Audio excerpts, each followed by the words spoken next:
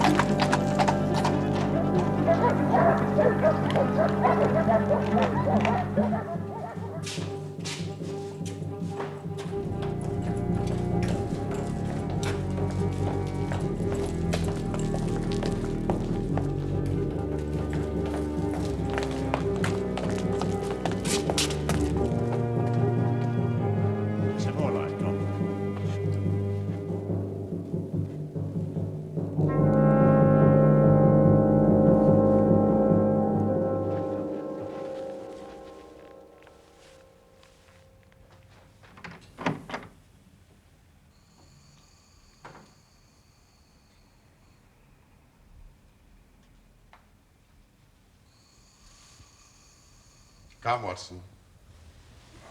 Come. The game is afoot.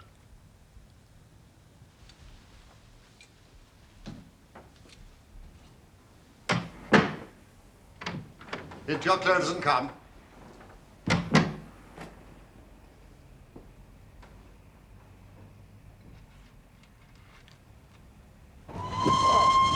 Well, I think we have hauled sufficiently, Holmes. Splendid. Abbey, Grange, Marsham, Kent, 3:30 a.m. My dear Mr. Holmes, I shall be very glad of your immediate assistance in what promises to be a most remarkable case. There is something quite in your line. Except for releasing the lady, I will see that everything is kept exactly as I found it.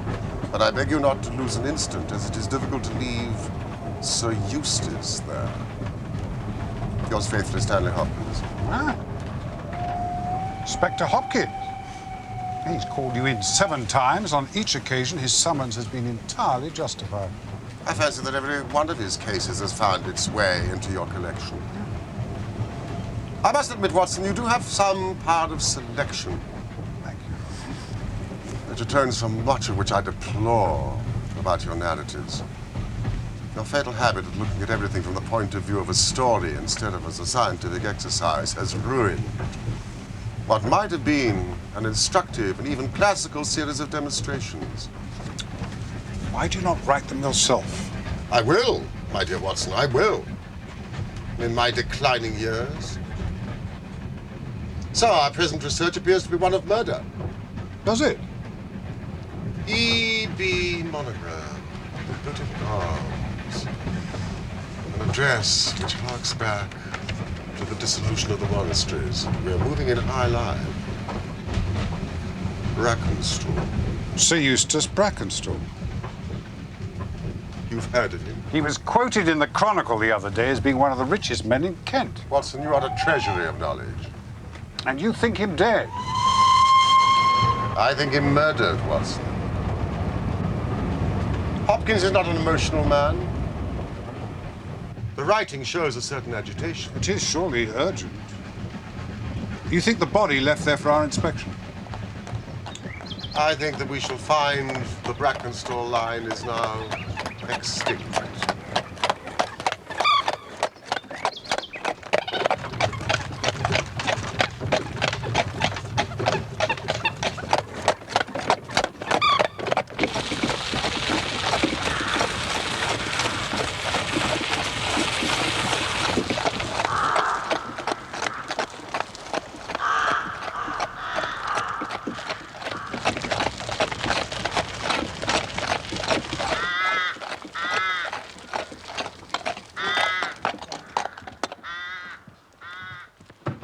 Very good of you to come, Mr. Holmes. And you, Doctor. Inspector? I hope you'll forgive me, Mr. Holmes. Forgive what, Hopkins? I should not have troubled you, sir. But since the lady has come to herself, she's given so clear an account of the affair that there's not much left for us to do. You remember the Lewisham gang? Between the 3 Randalls. Exactly, sir. The father and 2 sons. It's their work, not a doubt. But they did a job at Sydenham a fortnight ago, did they not? Did. They were seen and described. Oh, it's cool of them. I agree to do another so soon as so near, but it is they. And a hanging matter this time. Brackenstall is dead, then? Ah, yes, Doctor. In the dining room, his head was knocked in with his own poker. And the lady?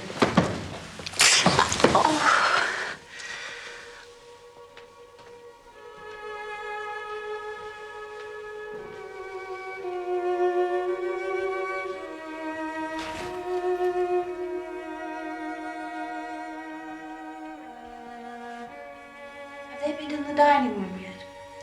Not yet, my lady. I shall be glad when you can arrange matters. What is that? No, you have other injuries, madam. It's nothing. It has no connection with this hideous business. Please sit down. I think it would be best to inform you of something, gentlemen, regarding Sir Eustace. You'll no doubt hear a rumour of it otherwise from idle tongues who'll distort the truth of it. And it would pain me to think of his memory tarnished in that way. Sir Eustace drank, I'm afraid. Not regularly and consistently. Not in a way to hurt our marriage. Nor did it interfere with the exercise of his public duties. Nevertheless, the vice was a private shame to him. He was very sensible of my dislike of it. When he felt the obsession too keenly, he took himself off until the poison had exhausted him. It distressed me, of course, that it should happen. But he was proud and sensitive enough never to allow me to witness it. I felt deep gratitude for that, and not a little pity. Can you understand that, gentlemen? I have never heard a like case talked of with such illuminating compassion, madam. I must, however, ask you to believe something further. I was in some measure grateful for this vice of my husband's. How could that be? I've spent most of my life in South Australia, in the wine-growing country, near Adelaide. As a very young woman, I lived alone with my father. My mother was dead. If I had a mother, it was my loyal Teresa. It was a very free life. I found it extremely difficult to adapt to the proprieties of England, being mistress of such a place as this. So I felt if I were to show a decent understanding of my husband's weakness, he would in turn forgive me some of my unsuitable behavior. And so it proved. I see. I'll tell you about last night. Eustace retired at about 10:30. The servants had already gone to their quarters. Which are where? In the east wing. Only my husband, Teresa, and myself sleep in the central block. The servants would have heard nothing. Had you retired by then? I was in my room. I never retire till I've seen Madam to bed. Thank you. I sat up. This room, in fact.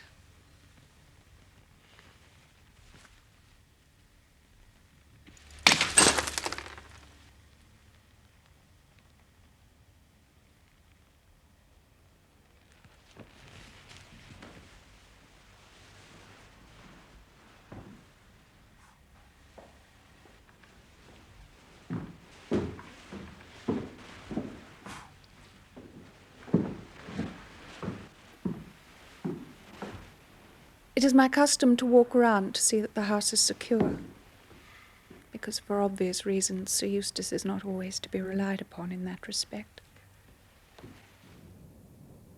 I went into the gun room, the kitchen,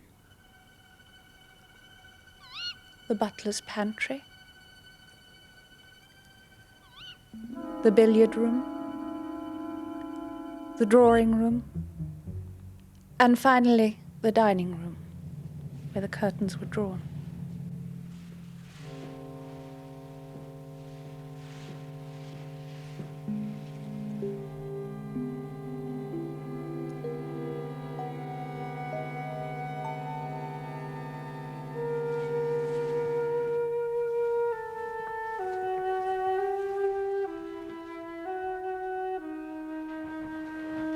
It's difficult to tell you much of what happened next.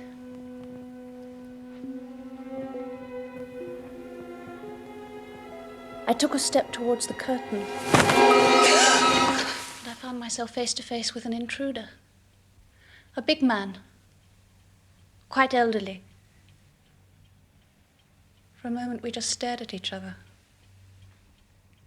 Then 2 other men came in behind him, and he came for me. I must have been unconscious for some minutes.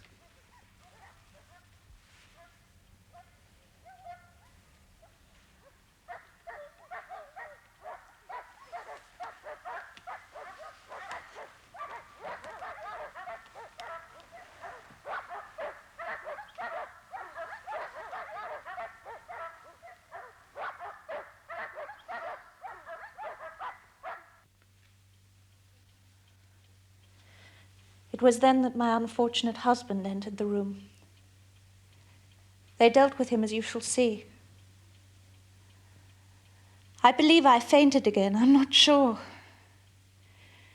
The exact events are difficult. I drifted in and out of consciousness, you understand. I do know that they cleared the room of its silver, and they must have drawn themselves a bottle of port, some of which I saw them drink. The man who struck me was elderly, with a beard. The others younger, smooth-faced. Yes. Finally, they checked that I was securely bound and left, taking the silver with them. How was the alarm raised? Madam had not come upstairs. Earlier she said she would follow me shortly, so at midnight I went down in case she'd fallen asleep over a book. A thing I hate to do. And there I found her, poor lamb, just as she says. And him on the floor, his blood and brains all over the room. Enough to drive a woman out of her wits, and her gagged and bound, and her very dress spotted with him. She never wanted courage, did Miss Mary Fraser of Adelaide. And Lady Brackenstall of Abbey Grange hasn't learned new ways. You've questioned her long enough, gentlemen. When did the lady and her maid leave Australia? About 18 months ago, sir. Her father sent her to give her experience of Europe. That is to find a husband. Poor woman must have seemed a brilliant match. It's a mess, sir. Constable?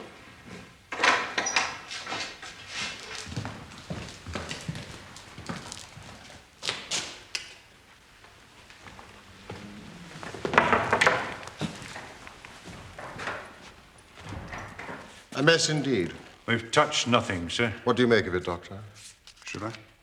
Please proceed, my dear fellow.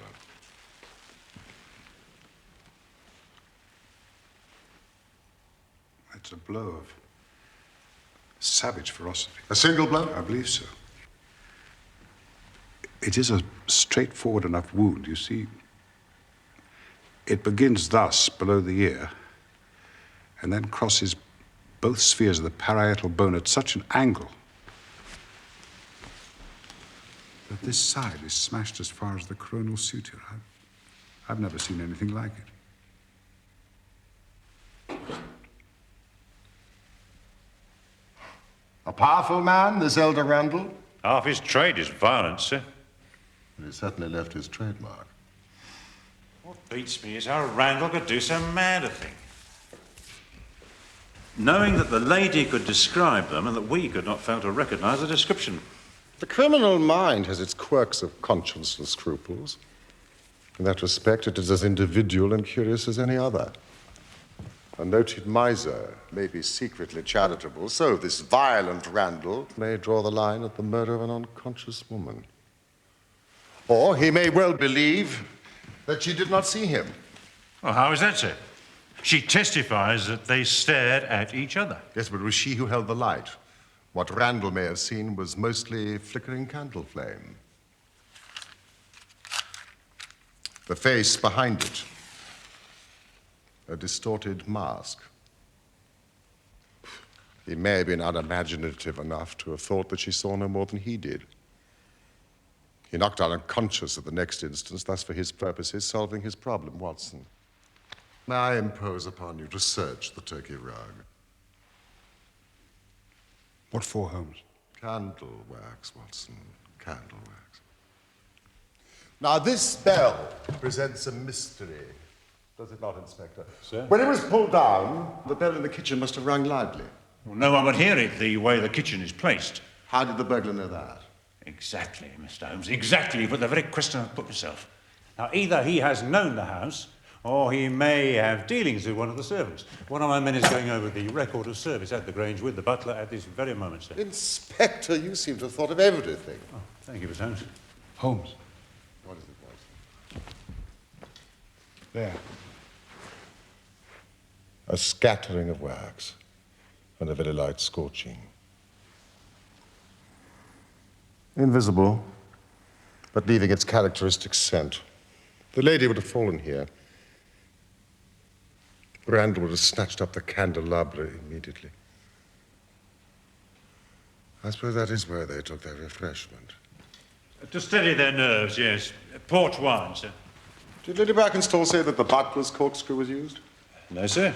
She was senseless at the moment the bottle was opened. Quite so. It was opened with a pocket screw, probably contained in a knife. If you examine the top of the cork, you will observe that the screw was driven in 3 times before the cork was extracted. This long screw would have transfixed it and drawn it with a single pull. When you catch this fellow, it is likely that you will find that he has a multiplex knife in his possession. Excellent, Mr. Holmes. These 3 glasses do puzzle me, I must confess.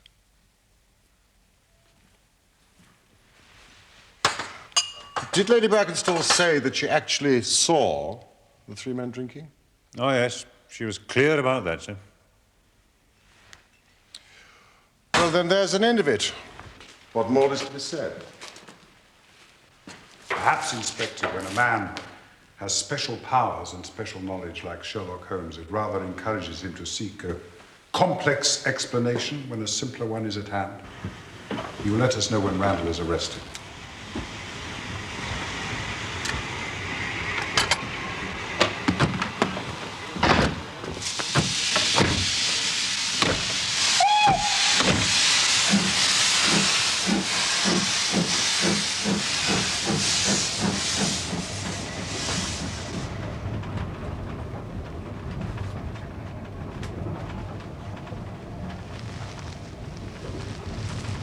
Poor Holmes, you must feel like an abstruse and learned specialist called in for a case of measles. Annoying.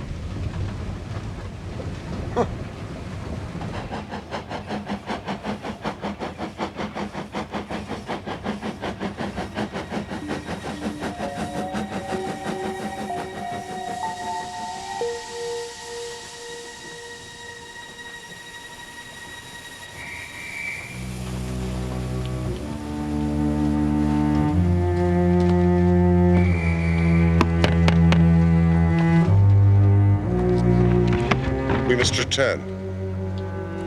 3 glasses.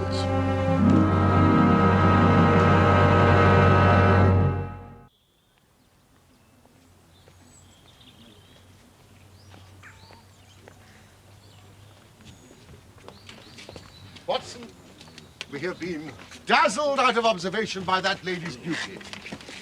Beauty may be truth, but she does not necessarily speak it. There was port in each glass, but there was only crusting in 1 glass. The last glass filled is the one most likely to contain the crusting. I agree if the last pouring had approached the bottom of the bottle, but the bottle was half full, and it had been agitated. The crusting was present throughout the port. Well, what then do you suppose?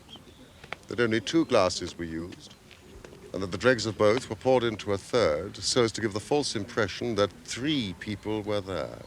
I understand. If I'm right, Watson, then in an instant, this case rises from the commonplace to the exceedingly remarkable. That will be the Kentish train. What will? That will.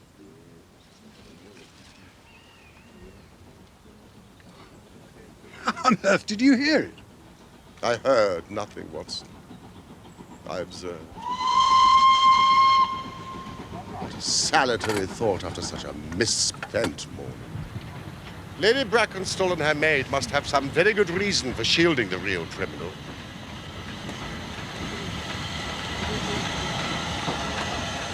Well, Watson, we shall just have to construct our case for ourselves without them.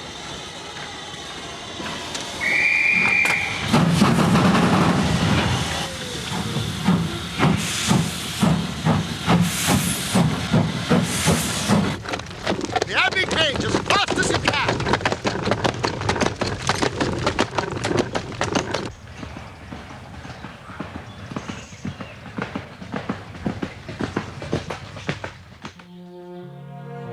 What's up?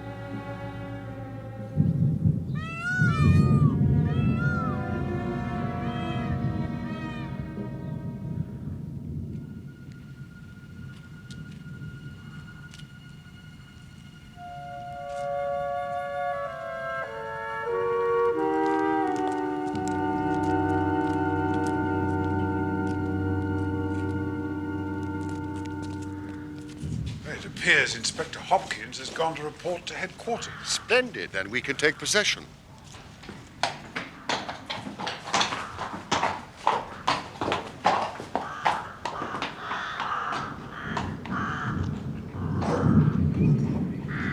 How many frustrated episodes for the laboring men here could one reconstruct from this mechanical cemetery?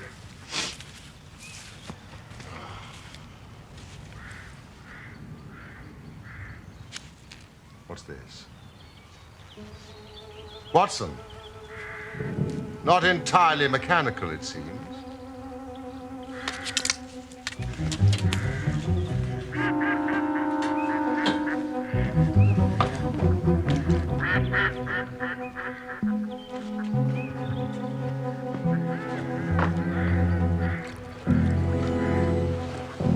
Fudge.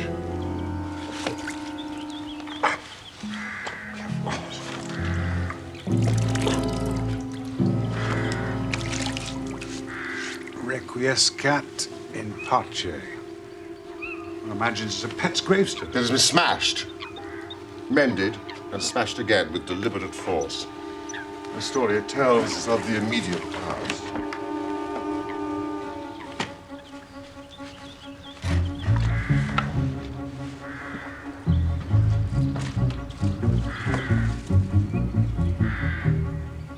Watson. The remnants of a dog's collar. Fudge. Hey, you! Has any servant been dismissed from the house in the last month? No, sir. Then it's as I thought. Fudge. Lady Brackenstall's pet dog, let us imagine, dies. It may not be too fanciful to suggest that their poor unfortunate creature was literally killed. Killed? For what reason? Reason, I suggest, hardly entered into it. It was done in a fit of insane rage. By whom? By a drunken, sadistic ruffian. One of the murderers? No, Watson. The lady's husband. The last of the Brackenstalls. Brackenstall?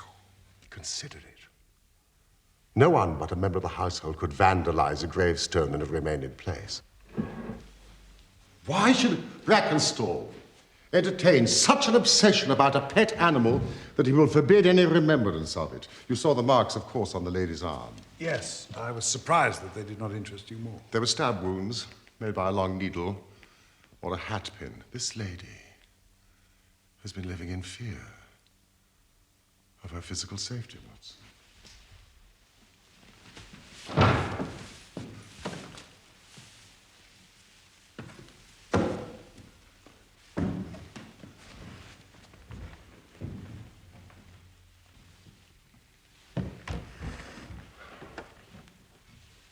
care, Holmes.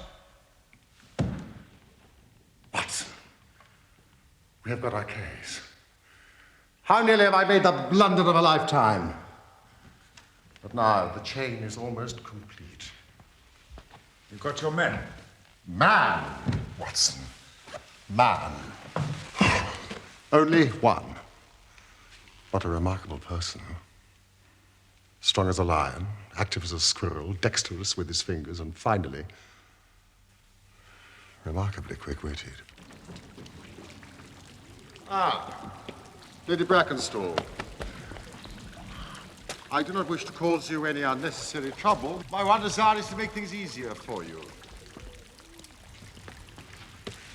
I am convinced that you are a much-tried woman.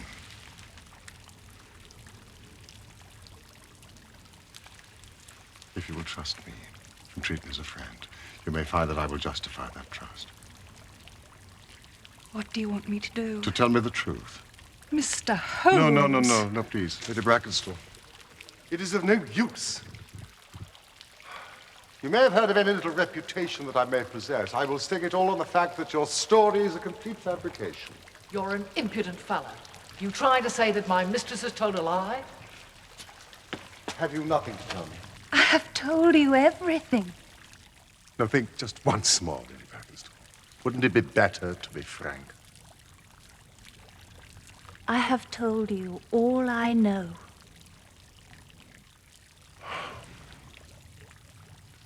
I am sorry.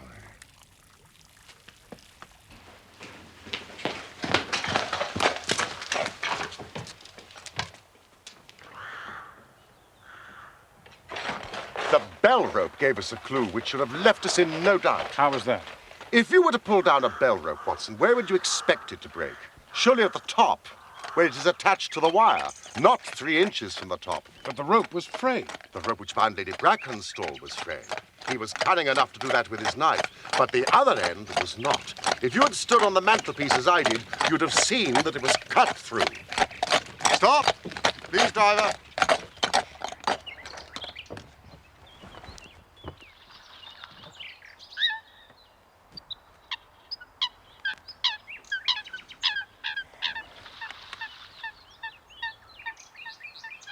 Watson. That log has not moved since early this morning. Well, perhaps it's snagged on something.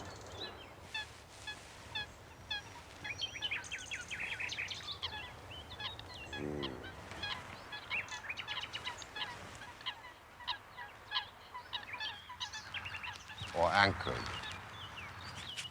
See that Inspector Hopkins gets this on his return, will you? Chislehurst Station.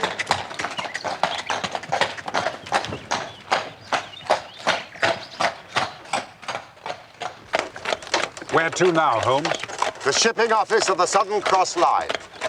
Yes, of course. The Southern Cross Line is the principal passenger carrier between Adelaide and London. Ah, I see.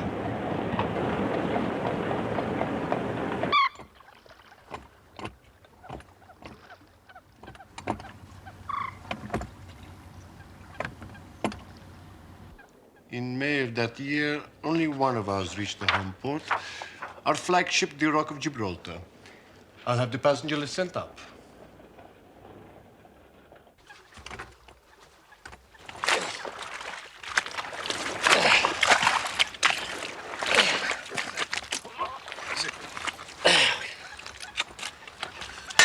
How on earth did Mr. Holmes know that? Here we are. Miss Mary Fraser of Adelaide, first class. Accompanied by her maid. Where is the Rock of Gibraltar now? At noon today. She was steaming west through the Arabian Gulf, Mr. Holmes, heading for Suez, I hope. Is it your policy to transfer officers much between ship and ship? No, not at all. It is our policy not to. Ah, I have you, Mr. Holmes. You are asking the whereabouts of a member of the crew of the Rock who has been seen very recently, but not on the ship. Mr. Viviani, your perspicacity astonishes me. I assure you, It is only through study of the good doctor's masterly exposition of your work that I now have any small capacity to reason. Really? You amaze me. Watson, are you taking notes? Also, you will be pleased to hear that I know exactly who the officer is.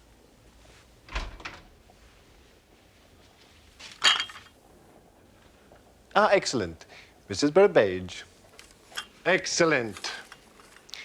Yes, gentlemen. The only officer from that voyage of the Rock who is not aboard her now is Jack Crocker, a magnificent chap. Am I not correct, Mrs. Burbage?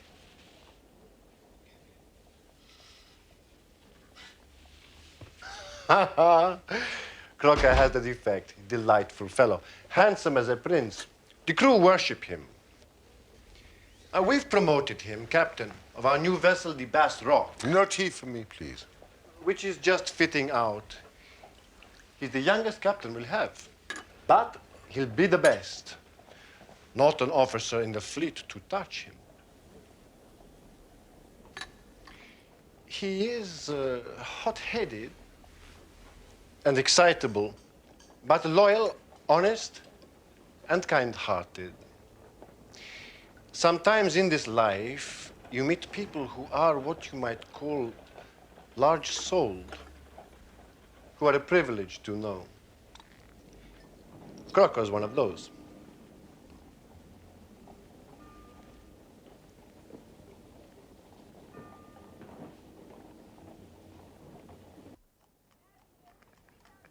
Once or twice in my career.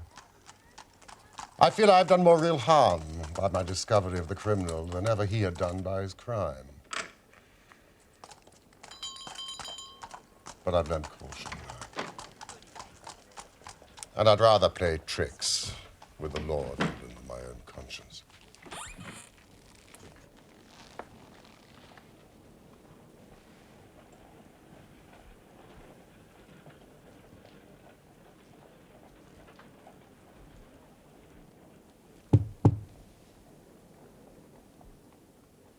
Captain Crocker, sit down.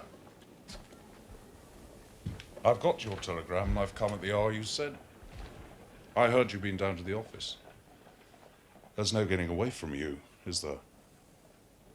Speak up, man. You can't stand there and play cat and mouse with me. What do you know? Give him a cigar, Watson. Please. Sit down. Bite on that, Captain Crocker. And try not to let your nerves run away with you. I should not sit here smoking with you if I thought you were a common criminal.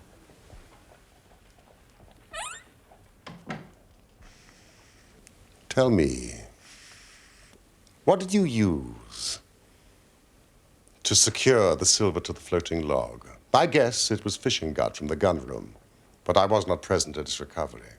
Am I right? What do you want? Justice.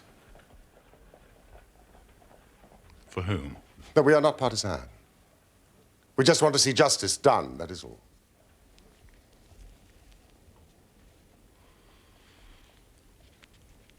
Very well. Was it fishing gut? No, tarred twine. It's a throwback to my days before the mast as a youngster. Even now, I always carry a silver coin, a length of twine, And a multiplex knife.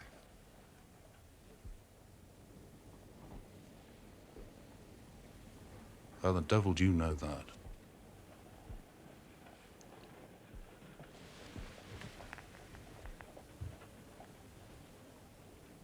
Who are you? Now, give me a true account of everything that happened at the Abbey Grange last night. Be frank with me, and we may do some good. Play tricks with me, and I'll crush you.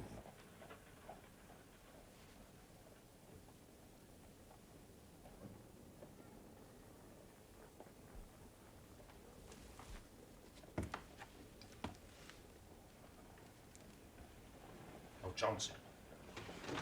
Well, one thing I'll say first. I regret nothing, I fear nothing, and I'd do it all again if I had to be proud of the job. Damn the man. Well, that's my side of things, only my side. When I think of Mary, sweet Mary Fraser, when I think of getting her into this bloody business, it's that turns my soul to water.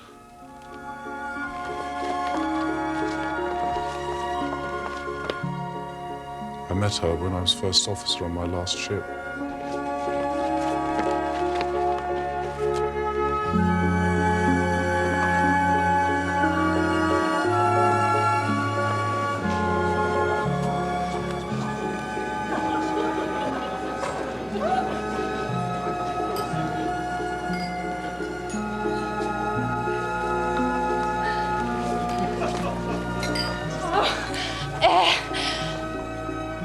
Oh, I need air, Mr. Crocker. I've never danced so much in my life. You dance as if you were born to, Miss Fraser. Neither born nor bred, I assure you, Mr. Crocker. Led to it, I think, by a better dancer than I am. She treated me as fairly as ever a woman treated a man. We were never engaged. I've no complaint. But it was all love on my side, and all good comradeship and friendship on hers. When we parted, she was a free woman. But I could never again be a free man.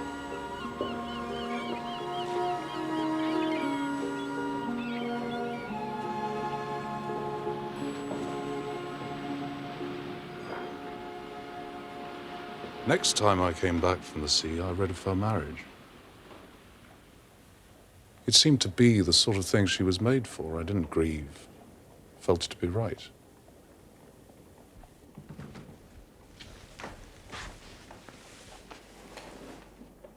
So I never thought to see her again. The last voyage I was promoted and the new boat was not yet launched, so I had to wait for a couple of months with my people in Kent. I knew now where she was, but stayed away. Then I met Teresa Wright one day, and she told me all about her, about the marriage, about the man's drunken cruelty, about everything. Do you know this noble baronet burnt her pet dog and threatened as much to her? I tell you, gentlemen, it nearly drove me mad. I did meet Mary, and I met her again. At last, she would meet me no more. I was then given notice that I had to leave on my voyage within a week.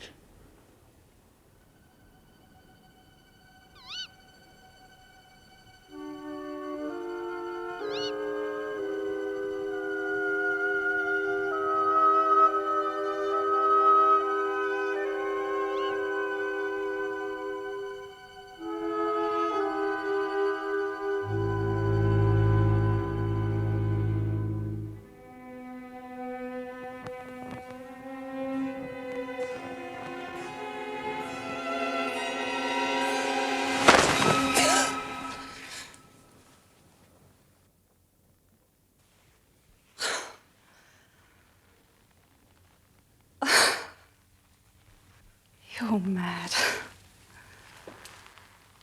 How could you come here?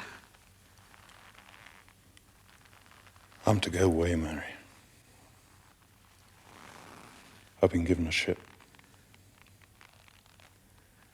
To go and not to say farewell. I thought I might never see you again. You're going away. I do not relish it. You will make a fine captain. You must not let anything spoil such an opportunity.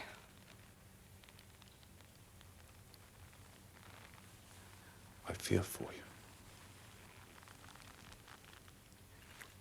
You can do nothing. Aye, that it is which hurts most, I think.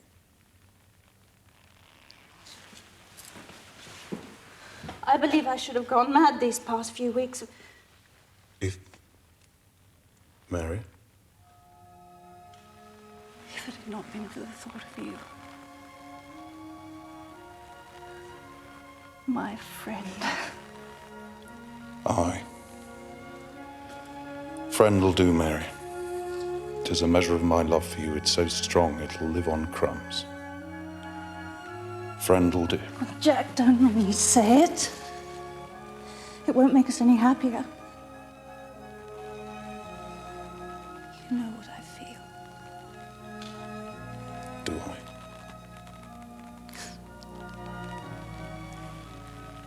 You know you do. Then I shall go a happier man than when I came. God bless you, sweet Mary Fraser. That's enough for me.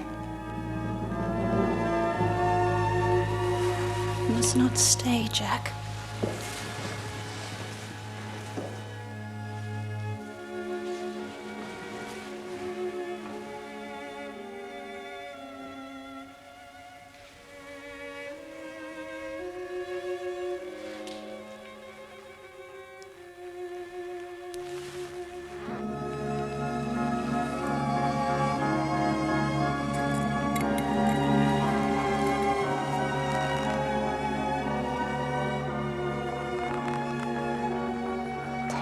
For my sake.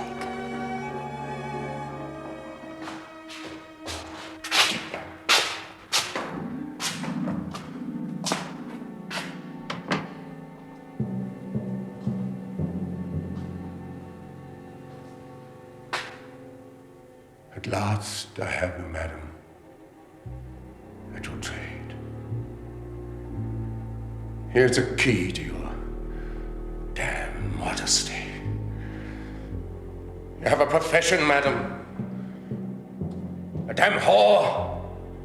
A gutter queen. A filthy jade.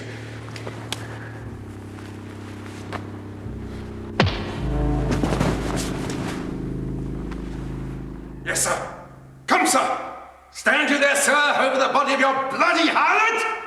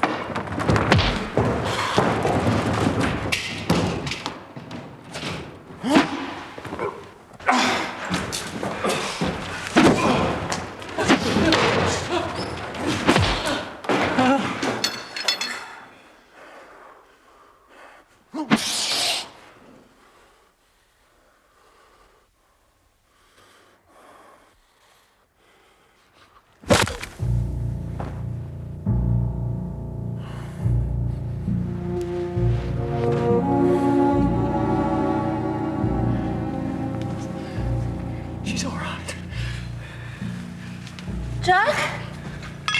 Oh, Jack.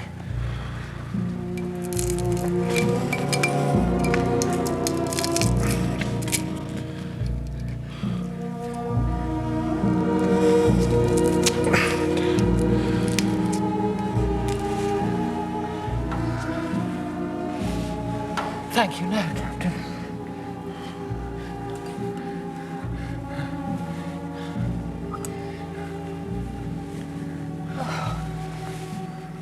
Oh, what happened? I killed him. Are you certain?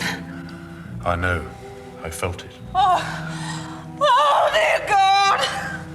Oh, what are we going to do? Listen to your old Teresa. You were marked with a blow that could have killed you. That shall be your salvation.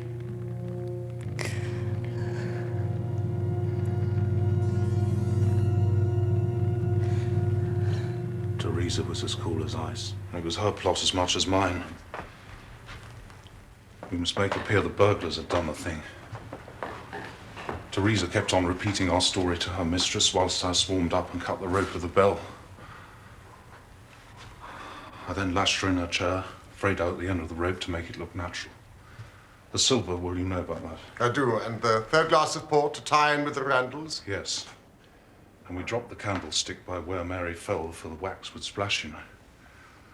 I never thought the police could have seen through our dodge. And when I knew that savage fiend was dead and she was free of him, I reckon I'd done the best night's work of my life. I still do, even if I swing for it.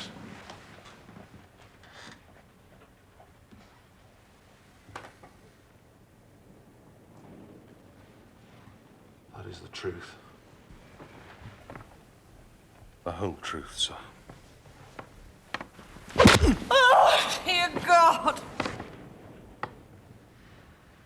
Yes. Yes, you have told me the truth. And if the lady's maid had been less abstemious and had accepted your glass of port, your ingenuity might have fooled me, as you have certainly fooled the police. What put you onto me? How on earth did you find me? No one could have got up to that bell rope but an acrobat or a sailor. No one but a sailor could have made the knots with which the cord was fastened to the chair. It was evident that the lady was shielding someone. To do so under such circumstances meant that she must love that person. It was not too wild a leap of the imagination to connect her with an officer of the ship which brought her to this country. Crocker. You are expecting a visitor. I am.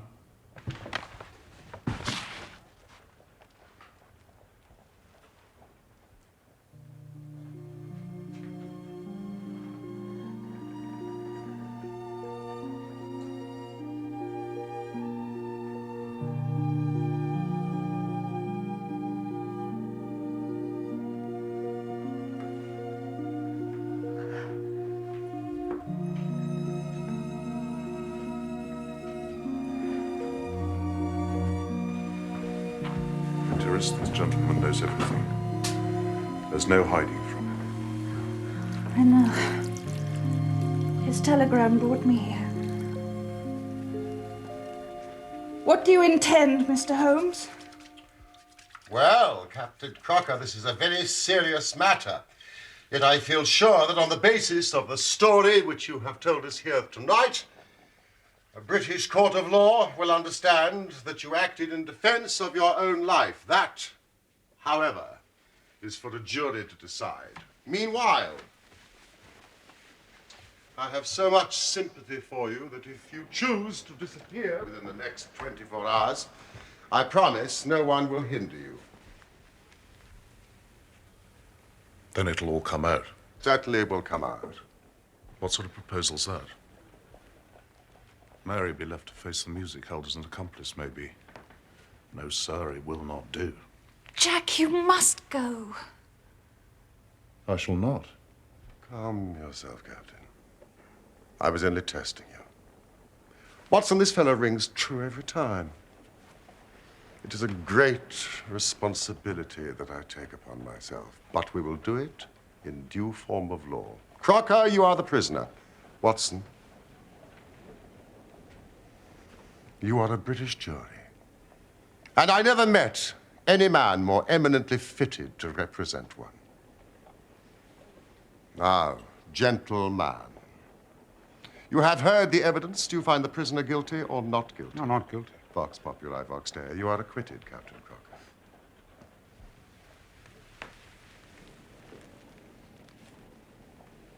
No. No, sir, it will not do. Captain? What if the police arrest some other poor devil? What then? Then I will use all my powers to persuade them of their mistake.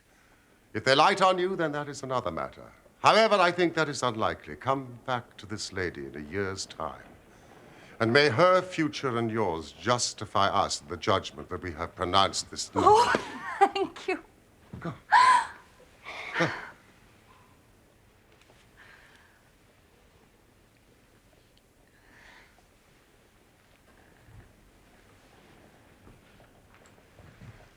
Madam, I'm intrigued. You gave Such a compelling account of a man's sad addiction to drink, and yet it was not, as we now know, a portrait of your husband.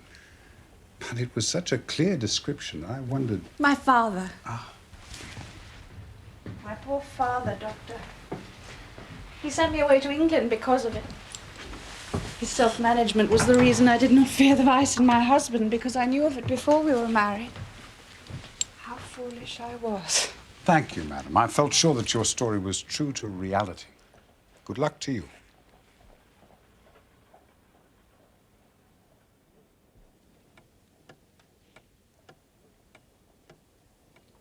It's almost as though you disapproved of the happiness we have fostered this day. Oh, no, I approve of that. Of course I do.